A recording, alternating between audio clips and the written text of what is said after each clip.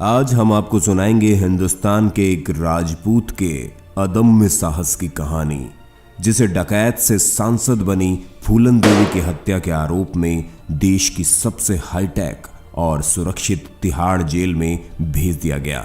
लेकिन बाकी कैदियों की तरह घुट घुट कर जेल में जिंदगी बिताना उस राजपूत का असली मकसद नहीं था, और उसको अपना मकसद पूरा करने से जेल की ऊंची ऊंची चार दीवारी भी नहीं रोक पाती हैं, और वो अपनी जान हथेली पर लिए पहुंच जाता है एक ऐसे खतरनाक गैर मुल्क जहां इंतजार कर रहा था उसकी जिंदगी का असली मकसद। फिर खतरों से खेलते हुए वो अपना मकसद पूरा करता हुआ वापस लौटता है अपने देश हिंदुस्तान में, और फिर चले जाता है उसी तिहाड़ जेल में। जी हाँ, ये कहानी है शेर सिंह राणा की, जो किसी फिल्मी कहानी से कम नहीं है। लेकिन शुरू करने से पहले जो नए दर्शक हैं वो हमारे चैनल हिंदी काउंटडाउन को सब्सक्राइब जरूर करें और बगल में दी गई घंटी को जरूर दबाएं, ताकि आगे आप देख सकें हमारे वीडियो सबसे पहले। शेर सिंह राणा और पंकज सिंह का जन्म 17 मई 1976 में तब के उत्तर प्रदेश यानी आज के उत्तराखंड के रुड़की में हुआ था। जब शेर सिंह राणा सिर्फ 4 साल के थे, तब चंबल में डंका बजता था कुख्यात डकैत फूलन देवी का।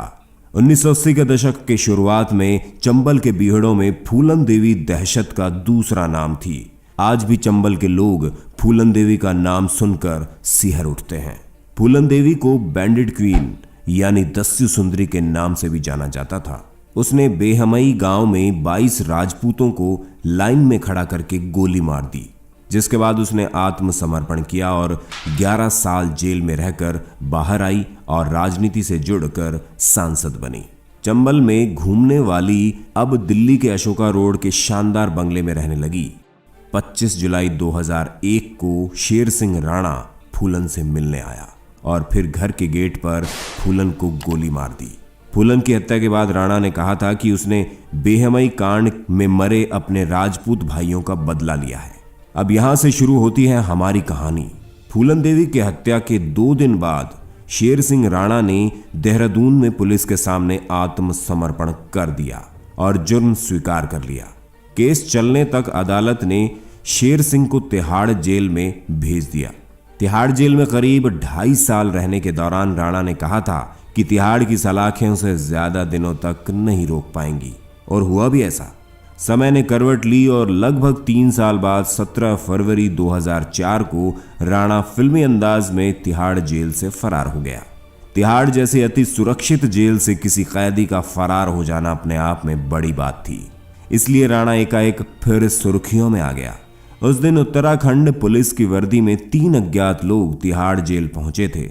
उन्होंने तिहाड़ के अधिकारियों से कहा कि वो एक केस के सिलसिले में हरिद्वार की एक अदालत में पेशी के लिए शेर सिंह राणा को लेने आए हैं। वो अपने साथ हथकड़ी और अदालत में राणा की पेशी का ऑर्डर की कॉपी भी लेकर आए थे। तिहाड़ के अधिकारियों ने ऑर्डर की कॉपी देखी और फिर शेर सिंह राणा को बैरक से निकालकर उन फर्जी पुलिस वालों यानी कि शेर सिंह राणा के साथियों को सौंप दिया, जो राणा को वहां से लेकर चले गए। बाद में जब मामले का खुलासा हुआ तो पूरे तिहाड़ जेल के साथ ही पूरे देश में हड़कंप मच गया था। हालांकि 2 साल बाद 17 मई 2006 को राणा को कोलकाता में फिर से गिरफ्तार कर लिया गया। लेकिन ये कहानी है इन 2 सालों की, जब वो जेल से फरार थे। जैसा कि हम सब जानते हैं कि भारत की धरती ने बहुत से वीर योद्धाओं को जन्म दिया है, और ऐसे ही एक धरती माँ के वीर सपूत योद्धा थे पृथ्वीराज चौहान, जो कि हिंदुस्तान के आखिरी हिंदू सम्राट थे। कंधार विमान हाईजैक मामले में तत्कालीन विदेश मंत्री जसवंत सिंह अफगानिस्तान गए थे, तो उस समय उन्हें गजनी में पृथ्वीराज चौहान की समाधि होने की जानकारी खुद तालिबान सरकार के अधिकारियों ने दी थी। पृथ्वीराज चौहान की समाधि अफगानिस्तान में थी और मोहम्मद गौरी की कब्र के पास मौजूद थी। अफगानिस्तान में यह परंपरा है कि जो लोग मोहम्मद गौरी की कब्र देखने जाते हैं, उन्हें पहले पृथ्वीराज चौहान की समाधि का अपमान जूतों से करना पड़ता है। जसवंत सिंह ने जब भारत आकर इस बात का खुलासा किया तो इस बयान को समूचे भारतीय मीडिया ने बढ़ चढ़कर देश की जनता के सामने रखा। फिर क्या नेता, क्या आम आदमी, सभी ने पृथ्वीराज चौहान की अस्थियां वापस लाने की वकालत तो की, पर प्रयास करने की जहमत शायद किसी ने नहीं उठाई। लेकिन जब शेर सिंह राणा को पता चला तो उन्होंने सम्राट पृथ्वीराज चौहान की समाधि के अवशेष सम्मान के साथ भारत वापस लाने का प्रण लिया।